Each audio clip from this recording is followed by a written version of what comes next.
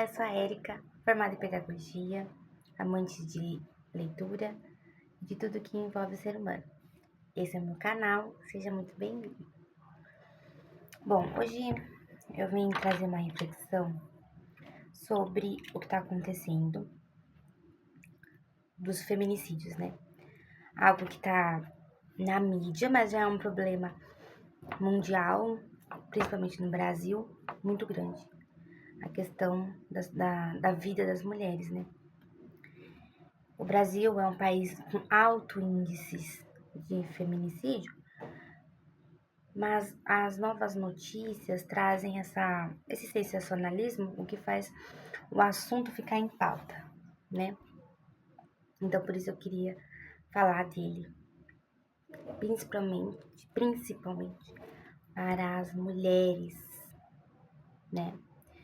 Em um mundo perfeito, em um mundo ideal, os homens teriam, né, que se criar a consciência dos atos, do que pensa sobre a mulher. Isso seria o ideal.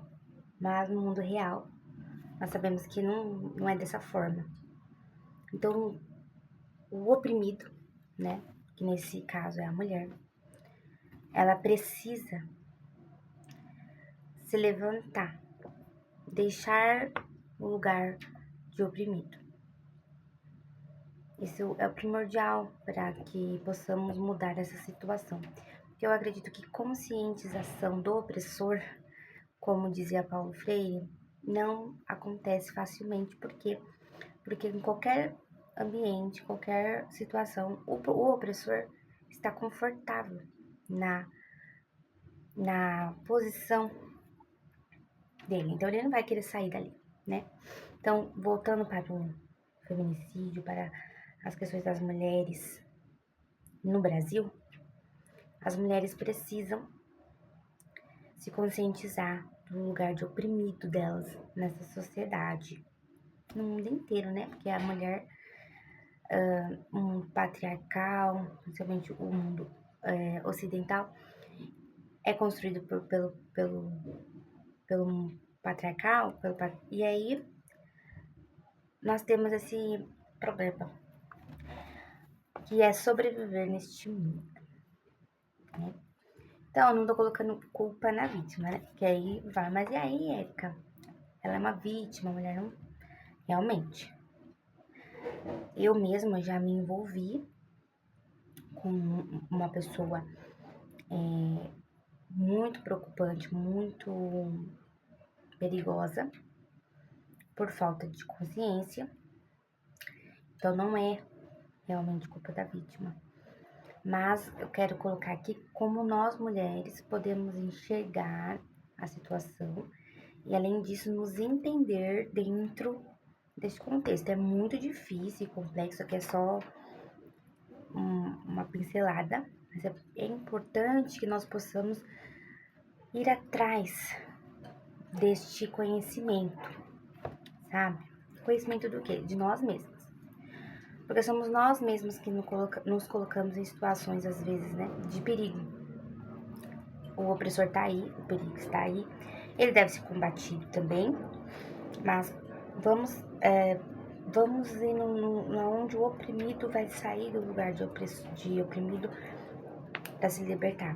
Não para virar um outro opressor, né? Porque aí a educação não é libertadora, mas para se libertar do opressor. Que nesse caso é a relação, né, patriarcal de domínio do homem sobre as mulheres, sobre o corpo, sobre a escolha, sobre as mulheres no Brasil. Então, o que nós podemos dizer sobre isso? Uma menina, quando ela tem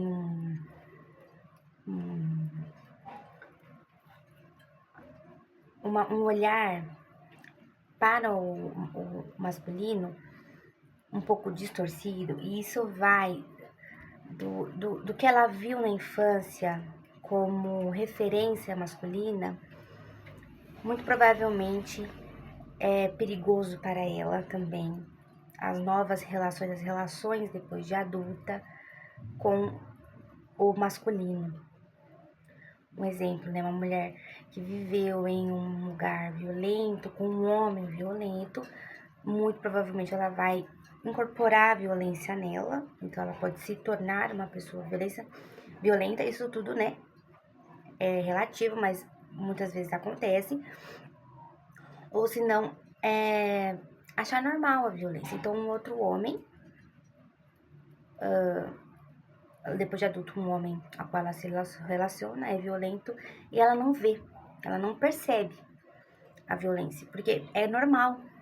Para ela, violência é uma coisa costumeira. E aí, como você identificar? Como a mulher, ela pode identificar se ela está sendo uma pessoa, ela está com uma pessoa que é violenta e como que ela vai saber? Eu convido você a olhar a sua infância.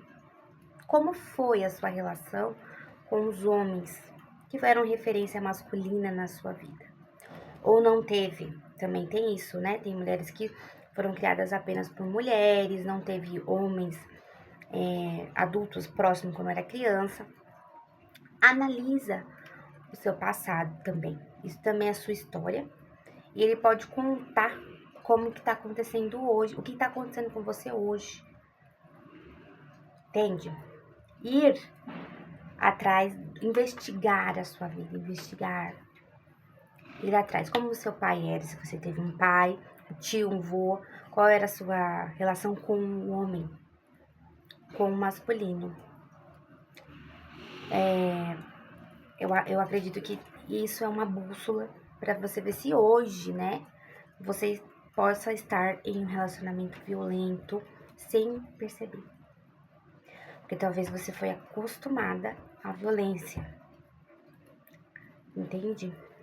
Se você não consegue ver, eu acredito também que a gente pode ver o outro, ver a família do outro.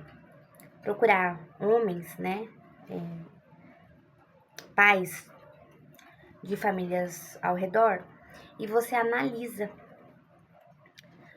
se é violento, se não é. Porque a gente também aprende com o outro, né? Com exemplos ao redor. Porque às vezes você pode pensar, mas eu não tive um pai violento, nada disso. Mas às vezes você não sabe, você não consegue enxergar nem isso. Então, olhe para o lado e veja. Não é se comparar, mas é tentar enxergar, né? Gritos, palavras de baixo calão, às vezes escutou em casa. E não é normal, né? Não é saudável, né? Não é saudável para construção. Aqui, o livro, eu tô com esse livro aqui, que é o livro Mulheres que Correm com os Lobos. O nome da autora é Clarissa Pinkola Estes. Muito famosa, né? Esse livro aqui é muito famoso. E ela é psicanalista e ela traz esses caminhos que nos perdem, que nos faz nos perder. Ela traz essa reflexão do que nós, como mulheres, fomos perdendo durante a vida. Desde pequena a gente é muito poldada, a gente é muito conduzida ao que a sociedade, ao que as pessoas querem que nós sejamos, e isso faz a gente se perder do nosso caminho, da nossa alma, o que é muito perigoso, né? O que nos faz presas muito fáceis. Talvez uma mulher que, por exemplo, que se envolve com um homem violento, ela tá em busca de um carinho, de um amor, como posso dizer, de um porto seguro, a qual ela não teve construção interna para se dar. Ela não conseguiu essa regulação emocional de se auto-proteger, se auto-valer e ela busca lá fora, no outro. E esse outro pode ser um predador. Então, como a gente identifica isso em nós, para que não sejamos vítimas e nem presas fáceis, né? Aí aqui no livro eu separei uma parte que ela fala sobre sobre o álcool, né? As armadilhas que a gente encontra quando tá na vida adulta, que são os vícios, são armadilhas que a gente pode estar caindo por conta desta alma perdida que a gente perdeu ao longo da infância, da pré-adolescência, adolescência, como mulheres. Uma dessas armadilhas é os vícios, e há diversos vícios, né?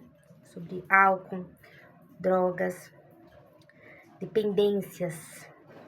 A dependência ela não é só amorosa, né? Tem a dependência amorosa, tem a dependência nos vícios, que as mulheres caem muito também, por conta dessa falta, dessa lacuna que fica.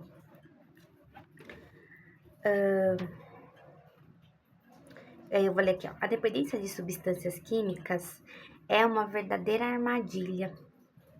As drogas e o álcool são muito parecidos com um amante violento que nos trata bem a princípio e depois nos espanca, pede desculpas, é gentil por algum tempo e de repente volta a nos espancar. Olha que coisa, né?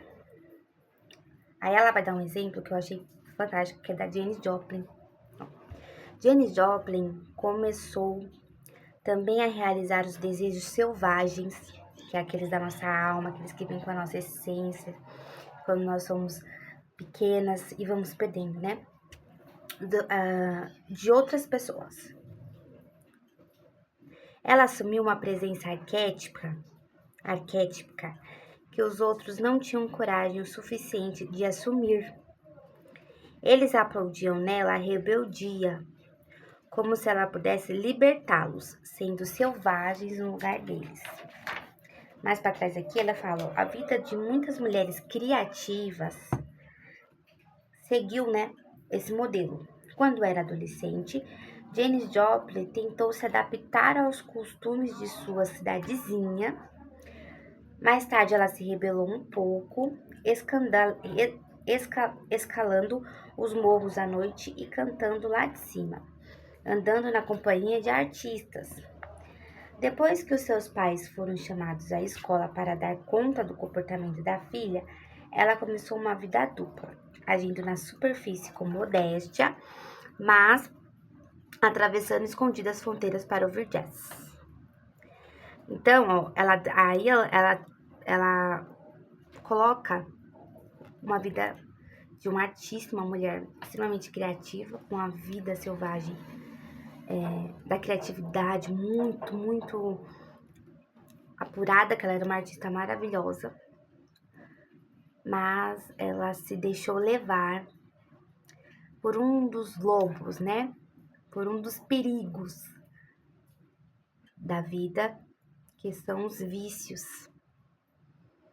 Ela dança, ela faz um paralelo aqui com uma... Tem que ler o livro para você entender, que é um conto sobre os sapatinhos vermelhos, né? Aí ela faz essa analogia e ela fala assim, ela dançou até morrer de overdose aos 27 anos de idade.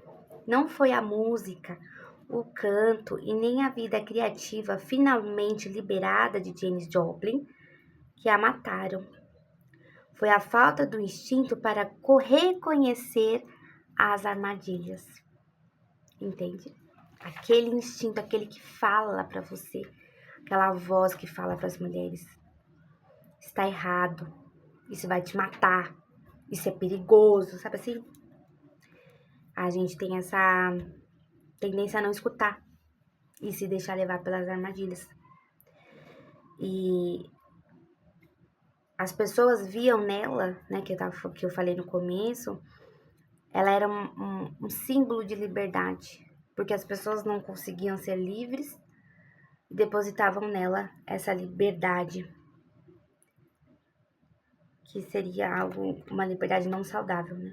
Que a levou à morte dela, né?